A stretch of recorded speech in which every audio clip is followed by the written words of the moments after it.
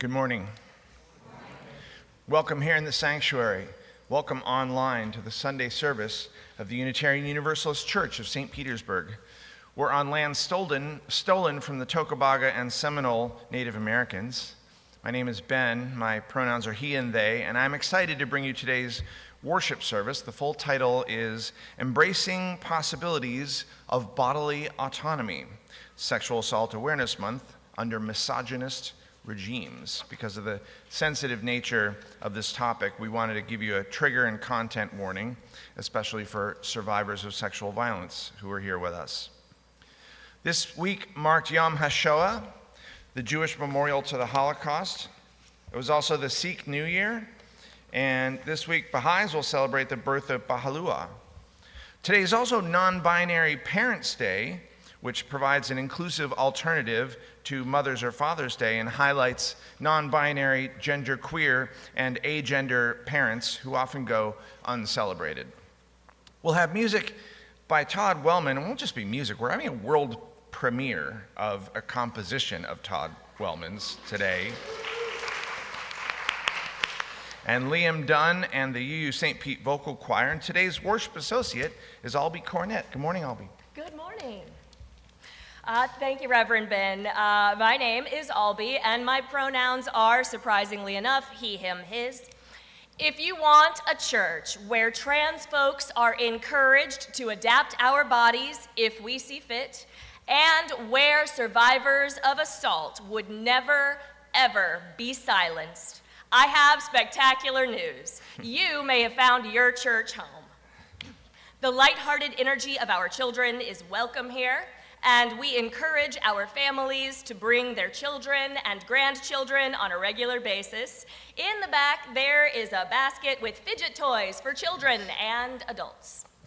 Thanks, Albie. We have 3 announcements today. First, if any of you receive an email from me, quote unquote, and it looks suspicious, it's not from me.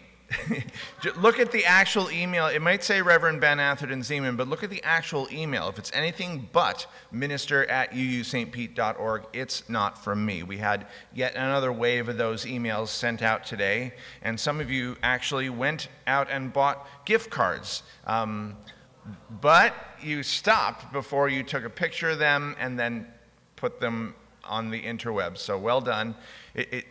I think that it said, okay, I'll give them to you to church on Friday, and then the fake me said, no, just take a picture and send me in the email, and that's when you figured it out. So well done, top marks. These fake requests are called phishing emails, and it's not me. Check for the email address. Our second announcement. Today, the Religious Education Department will seek feedback during a family focus group, asking parents about ways they'd like to see the children's program flourish. Light refreshments will be served, and any families, past or present, are welcome to attend. This focus group will be from 11:30 until 1 p.m. in Conway, or for those attending remotely, there is a Zoom link on the church calendar. Great, and our third and final announcement is from our wonderful green team. April is Earth Month, and April 22nd is Earth Day. Please pause in Gilmore to place a tag on the Climate Wish tree. And please read the rest of the announcements in your order of service, in our monthly newsletter, and on the TV in Gilmore during coffee hour. Now, as Unitarian Universalists, we are a people of diverse beliefs, but we do have a common faith, a faith that every being is worthy of love, and we'll get more into this later. Faith that we are connected to one another, and that we are connected to the earth. So whoever you are and wherever you are in your journey, you are welcome here. Allow me to give a special welcome to any newcomers. If you are new to UU St. Pete, or even relatively new, could you give us a wave? Maybe? Yeah? Oh, good. New folks. Hi. Welcome. If you would like, you can please briefly introduce yourself. Reverend Ben will bring the microphone to you. This is optional, so that those on YouTube can hear what you're saying. You're under no obligation to say anything, but if you're willing, we'd love to hear from you. So raise your hand if you do want to do that. Oh, thank you. He's super friendly. Hi there, I'm Greg. I'm Katie's husband, but Ruby's dad. And I feel like you guys probably know Ruby. Yes, yeah. So I'm just super excited to be, part of the congregation here. It's wonderful. Welcome. Try not to make eye contact from everyone who raised their hand before. Okay. All right, thanks for sharing. And thank you, everyone, for remembering to put your telephones into worship mode or mute. Now is the time for us to turn and greet our neighbors, say hello to someone who you aren't close friends with yet, and share what brings you joy. Please remember to ask for consent if you're going to hug or shake hands.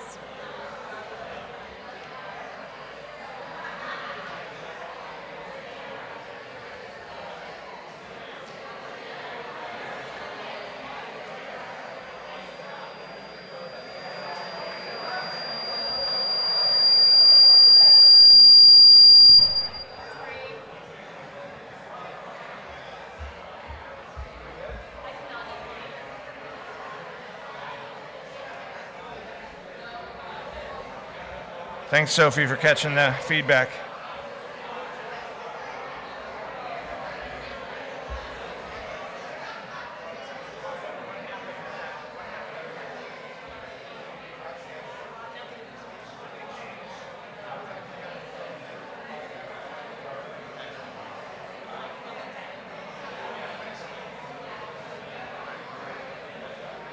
If you say so.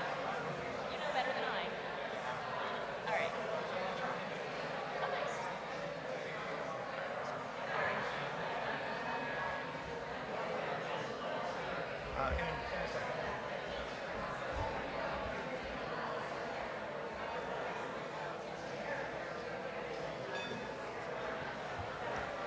Okay.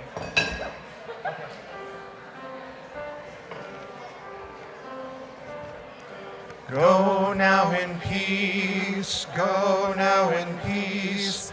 May the spirit of love surround you everywhere, everywhere you may go. Please rise as you're willing and able for our first hymn. It's number 34 in the gray hymnal, Though I May Speak with Bravest Fire. And we'll give a second for the choir to get up here before we begin.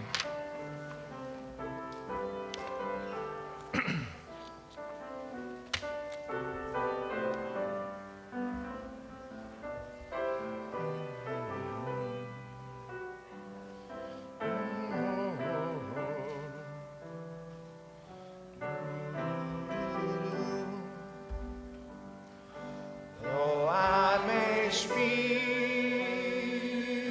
with bravest fire and have the gift to all inspire and have not love, my words are vain as sounding brass and hopeless gain. Though I may give all I possess, and starting soul my love profess, not nothing but love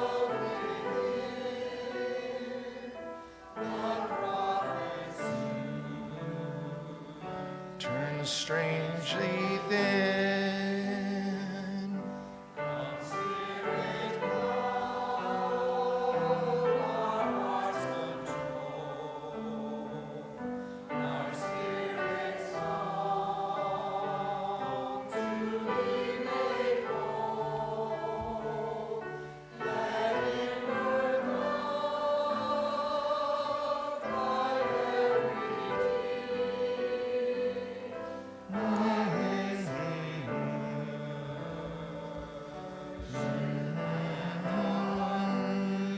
Please remain standing for our chalice lighting. I see Zelon, I see Solene, and I see their mom, Emily, and they're going to light the chalice for us today. Our flaming chalice is a reminder that we choose to focus here together for this time and that we believe such time is sacred. When they light the chalice, I invite you to say our covenant out loud. The words are in your programs and online. Love is the spirit of this church, and service its law.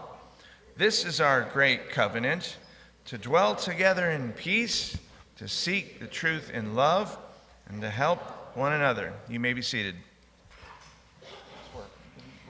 We come to the time in our worship service for joys, sorrows, and concerns.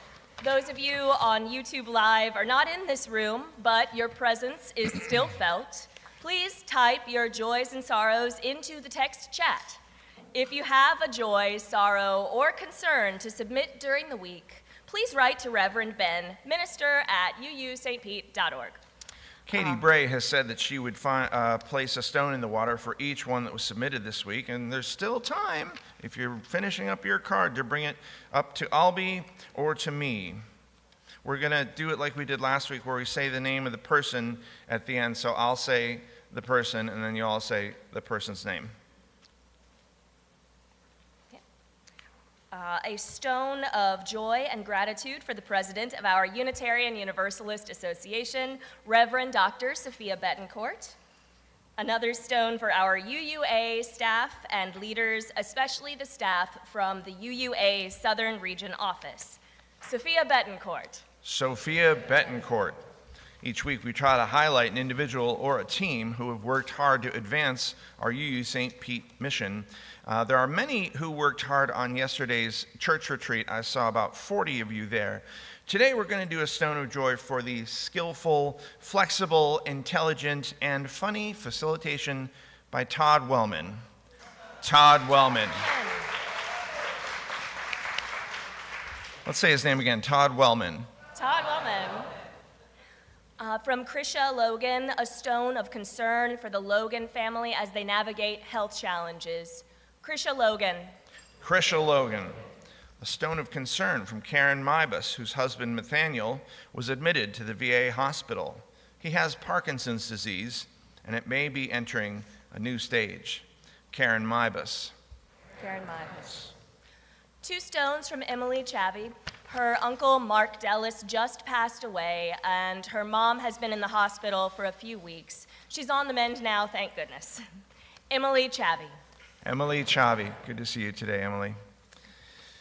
Stone of concern from Kimberly, who says, I am concerned about people's needs for health and income, and encourages us to go to maydaystrong.org to find out about a May 1st protest. Kimberly. Kimberly. We also have a stone of concern from Ash, who says that they are struggling with a breakup, hoping that we both can take some time for ourselves and find our way back. Love to Ash. Ash. That's all I have. So let's place a final stone for those joys, sorrows, and concerns that remain in our hearts. Sometimes they're too tender to be spoken out loud. And let's take about a minute of silence together.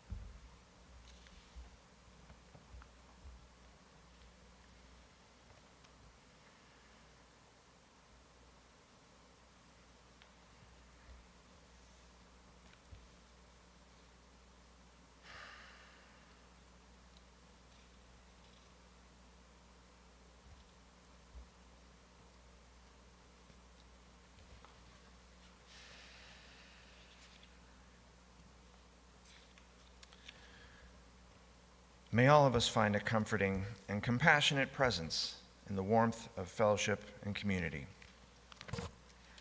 We now invite you to say the UU St. Pete mission aloud. It is printed in your order of service.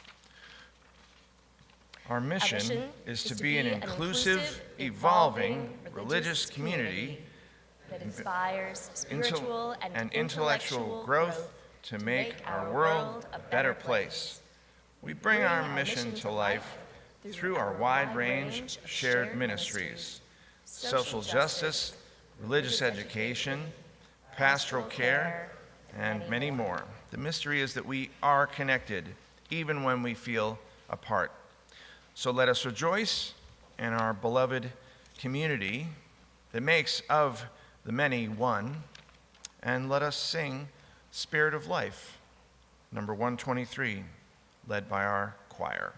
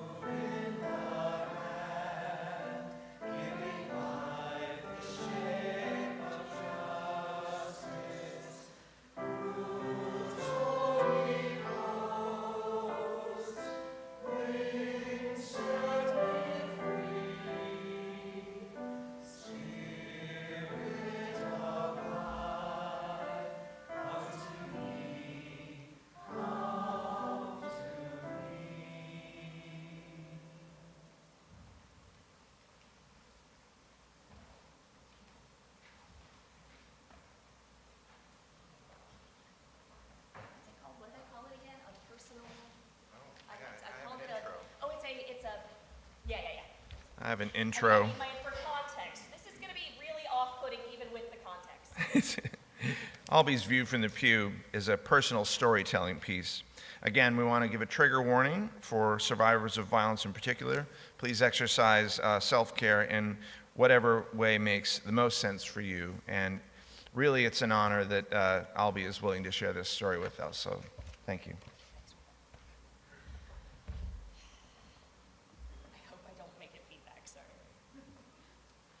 I stand in the chancel where I wed a handsome, urbane, persuasive Tennessean I had known all of 18 months. I stood here, he stood there. Immediately dropped the courteous mask, thin pretenses of decency disappeared later.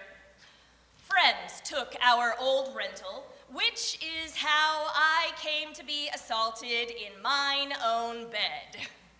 Beds.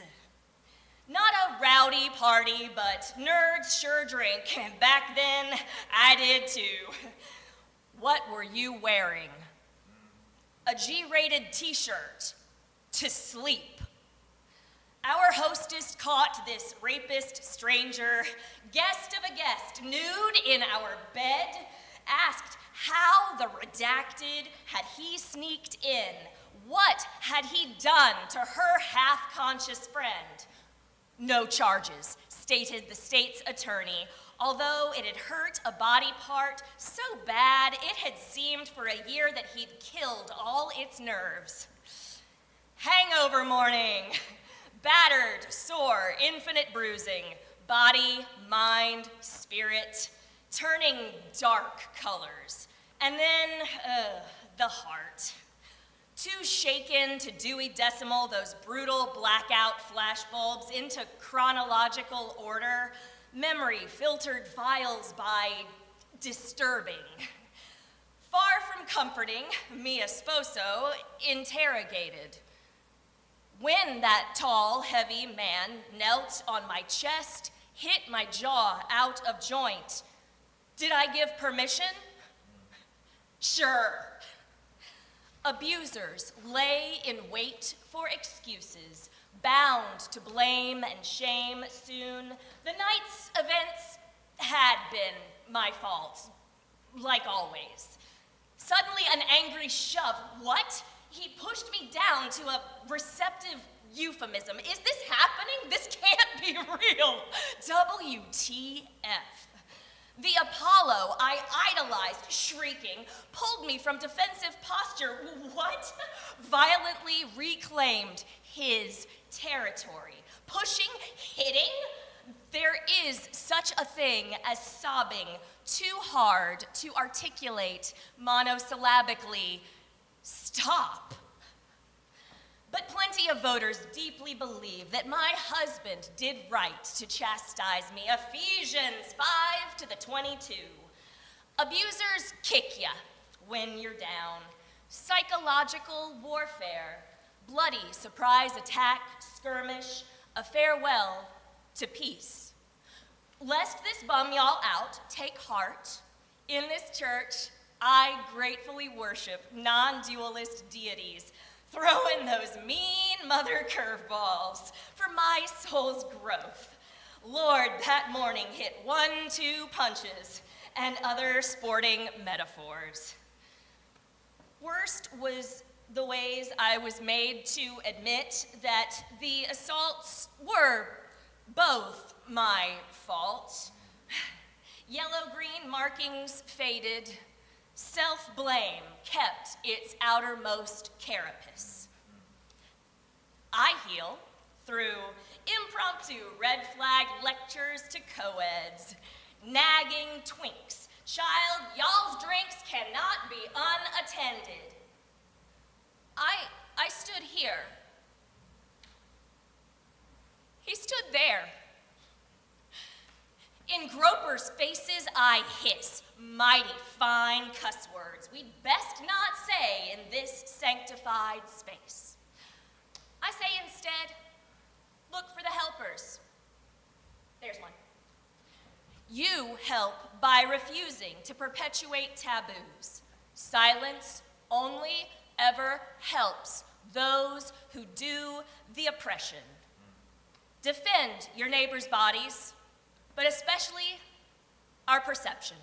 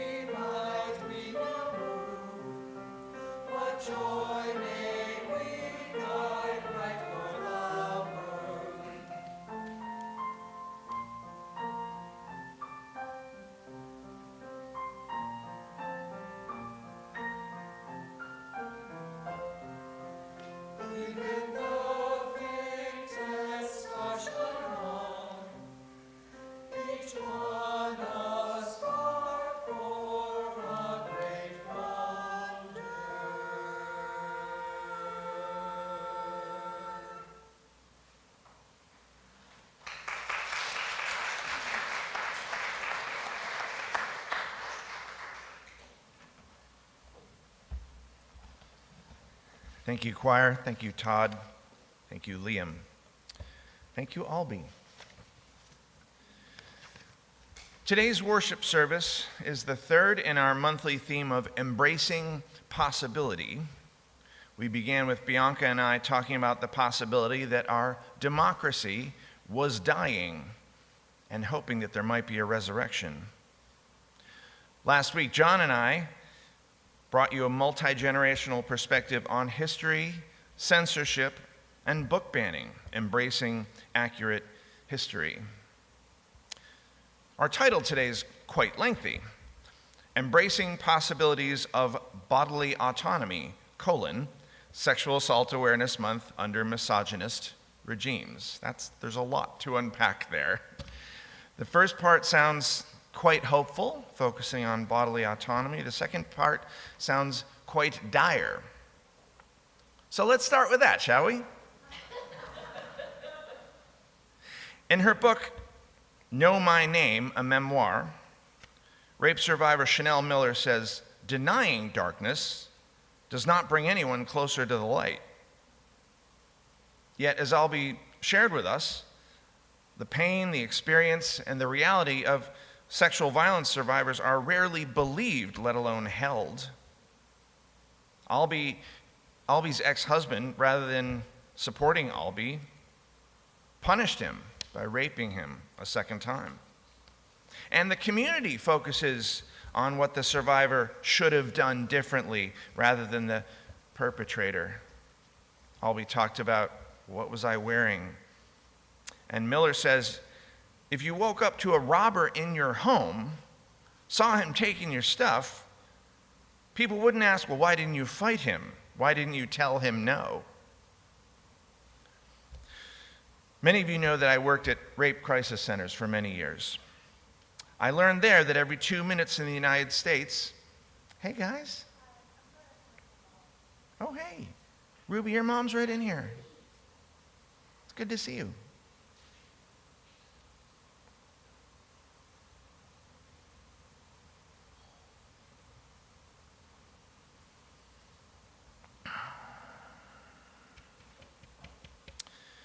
When I worked at rape crisis centers, I learned that every 2 minutes in the United States, a man rapes a woman or a girl. It's usually a woman or a girl that he knows. I learned that sexual violence targets men and boys, non-binary and trans people, gay and bisexual people. Almost all the survivors who called our hotline blamed themselves for the violence perpetrated against them. I shouldn't have let him in. I shouldn't have drank alcohol. I shouldn't have taken those drugs. I shouldn't have gone up to her room. They blame themselves because our culture blames them, because Albie's ex-husband blamed him. Chanel Miller says, what was unique about this crime was that the perpetrator could suggest the victim experienced pleasure, and people wouldn't bat an eye. Like with the robbing, Miller says there's no such thing as a good stabbing or a bad stabbing. There's no such thing as a consensual murder or non-consensual murder. Most of you know that this week it was revealed that 62 million men has accessed online resources on how to drug and rape women. Meanwhile, there are less than a dozen transgender athletes in professional sports. So 62 million, less than a dozen, and guess which group our leaders want us to worry about the most? Sexual violence, transphobic violence, attacks on abortion care, none of this would be possible without a world that favors my gender over yours, that favors whites over BIPOC people, that favors heterosexuals over LGBTQIA plus people. For several years here at this church, survivors of sexual violence have told us their stories during April, Sexual Assault Awareness Month. Albie is the latest to honor us with that brave act. Please join me in thanking him again for being with us today. Thank you so much, Albie. Appreciate you. We used to have a Bodily Autonomy team under our social justice leadership, and the team's name was suggested by Rebecca Wilson, who often thinks of smart things. We worked not only to end sexual violence and rape culture, we also took trips to the local women's health center and abortion clinic, got trained to escort patients to their appointments past screaming people claiming to be Christian. We organized to overturn anti-trans laws and legislation. We helped our trans members obtain needed hormones when gender-affirming health care was blocked by our state government. These actions that we took and that we still take are consistent with our denomination, historically and currently. I've talked about Unitarian minister Theodore Parker, who in the 1850s used his white privilege to oppose the Fugitive Slave Act.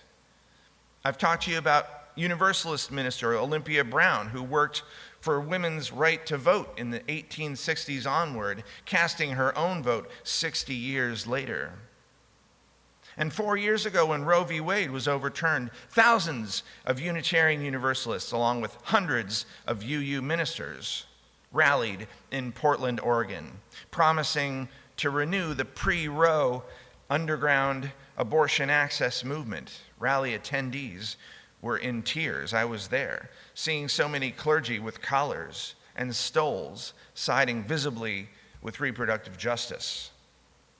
Patients seeking abortion care in Clearwater have a similar reaction when I'm there wearing my clergy collar, or my colleague Reverend Amy is there wearing hers.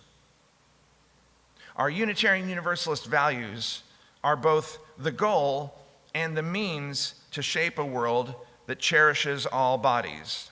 And many who escort at the clinic tell me they do so as their spiritual practice. Chanel Miller says denying darkness does not bring anyone closer to the light. And I would add that it is our call, it is our ministry, it is our duty to embrace the possibility of bodily autonomy than to work like hell to make it happen. Now, in the Hebrew Bible, Moses was taken to the mountaintop, and from that mountaintop he could see the promised land. Moses did not get there himself, and we might not get there in our lifetimes. But beloveds, let us go to the mountaintop. Let us see, let us shape the promised land where from the cradle to the grave all beings are treated with respect and with dignity. UU minister Fred Small wrote the lullaby, "You can be anybody you want to be. You can love whomever you will." And for a generation, UU parents and others have sang that to their babies. Let us shape a world where every baby is cherished, not stuck into a box for one gender or the other gender. Let's love babies, let's love people of all genders, of all sexual orientations, of all races, all abilities. Let us believe children and adults who report sexual violence. Let's support them rather than interrogating them, rather than telling them it was their fault. Let us protect them from adult predators and demand the truth from our leaders who then befriended such predators. Let us cherish our trans and non-binary children and adults, supporting them in their choices about their own bodies.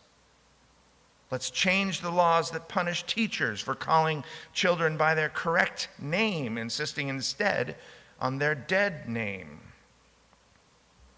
When children and adults have an unwanted pregnancy, let us support their right to abortion care and provide a social safety net so that all babies are wanted, have enough food, have a safe home. And when medical providers give life-saving care to their pregnant patients, let them do so without fear of being arrested for interfering with the pregnancy. Let's support the fat liberation movement, both inside Unitarian Universalism and in the wider culture. My personal minister, Reverend Cindy Landrum, gave me a button last General Assembly that said, "Claiming our space, UU Fat Liberation." And bodily autonomy is not just for young people and babies and young adults. When adults near the end of our lives, let's support them to die with dignity rather than a mad scramble to keep the body going. If that's not what they want, let the one who is dying shape the death experience with support of friends, of family, of the medical community. We can and we must create a world where all bodies are cherished, all bodies are protected, all bodies are seen for their inherent worth and dignity. And such a world may not happen in my lifetime. It probably won't. But let's go to the mountaintop now. Let's see. Let's shape the promised land. Let future generations look back on us and say, wow, I can't believe that gender-affirming care used to be illegal. Can't believe people had to fight to die with dignity. I can't believe abortion care was restricted, was outlawed. In much the same way we look back at slavery and suffrage, our descendants will look curiously at the world of the past, where survivors of sexual violence were not believed and confessed perpetrators were elected to public office. And as we create and shape such a world, we must center those who are most affected by this violence, by these injustices. To end rape and rape culture, we must center the voices of survivors. To end transphobia, we must center the voices and lived experience of trans people. For reproductive justice, we must center the voices of pregnant people. Remember those pictures in the paper of the abortion expert panel? They're all older white guys, all members of Congress. The real experts are people who are pregnant or who can get pregnant, not older white men who happen to be elected to public office. Now, there was once a religious denomination where some clergy were using their power to sexually abuse their congregants. This denomination responded to any allegations by siding with the perpetrators, sometimes moving them to a different town to then be the minister for a different church, to then perpetrate abuse at that different church. Rarely were they held accountable. Anyone know what that denomination was? What was it? Roman Catholic? Any other guesses? Unitarian Universalism. You're right, Earl. Richard Bokey, whose photo is back there on our wall, was one of a handful of ministers that betrayed his congregation's trust in Berkeley, California. For decades, he abused adult women in his congregation and then retired to the United Kingdom and remained in good standing until his death last year. He was our minister from 1968 to 1973. I have no evidence that he did any misconduct, and I have asked during those years. But we also know that many survivors choose not to disclose for fear of attacks, for fear of blame. Dr. Deborah Pope Lance is a leader in confronting clergy abuse in Unitarian Universalism and in other denominations, and I had the honor to take a class from her on the subject.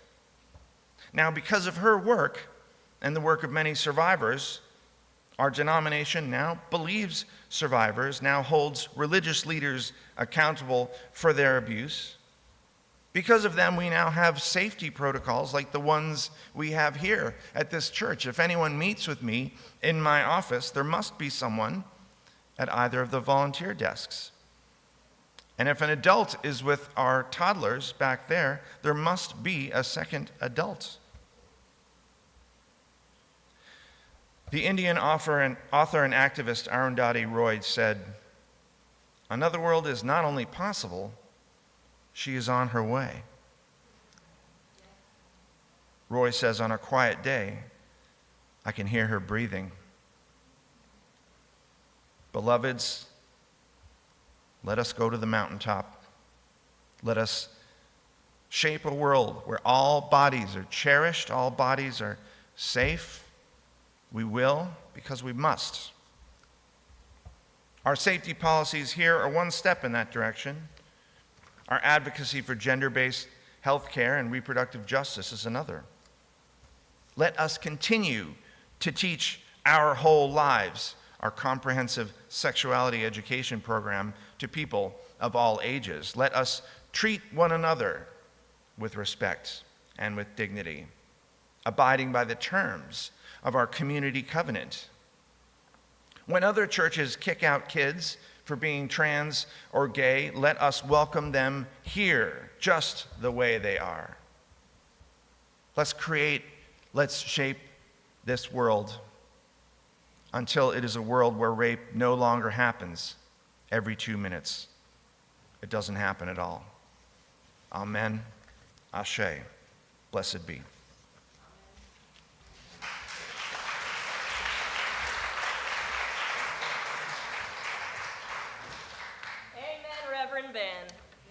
Amen. We eat fruit from trees planted long before we were born.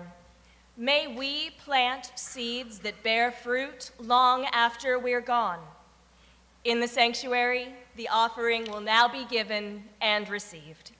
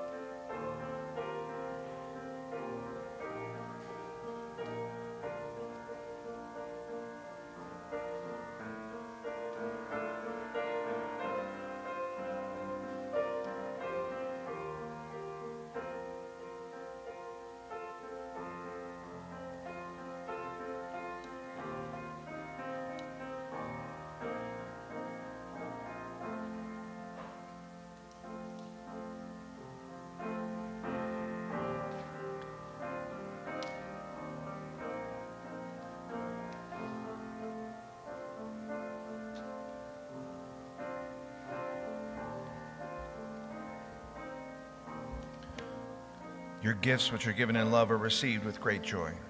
Thank you.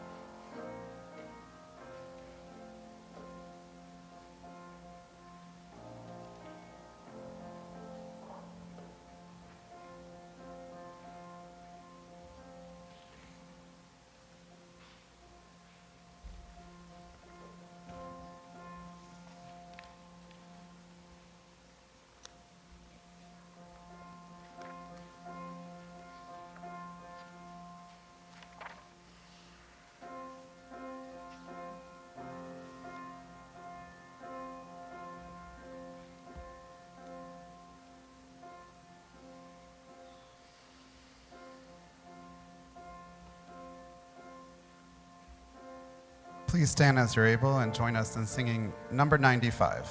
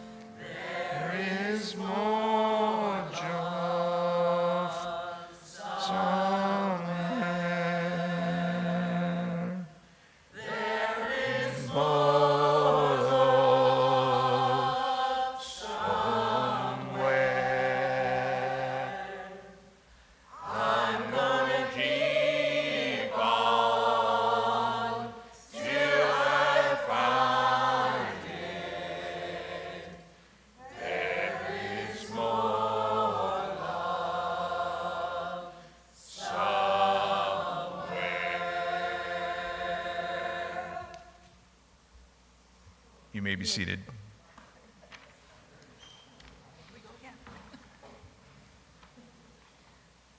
the brilliant and brave Chanel Miller wrote in her memoir, "We don't fight for our own happy endings.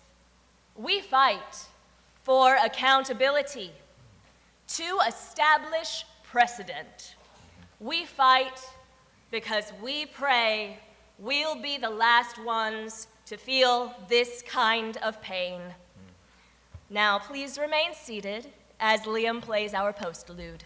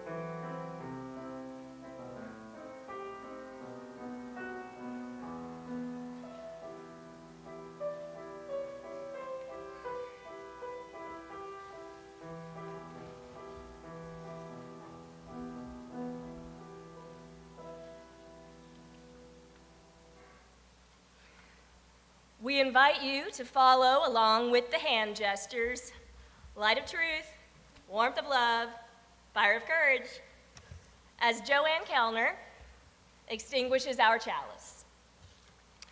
The words to UUSP's traditional chalice extinguishing are in your order of service. We extinguish this flame, but not the light of truth, the warmth of love, or the fire of courage. These we carry in our hearts and out into the world. Our worship is over, but our service begins. Please join us for coffee hour in Gilmore Hall. I'm on a staycation next week, but I will return the week after. We hope this time together will help you through your week and will help you remember you are not alone. Blessings.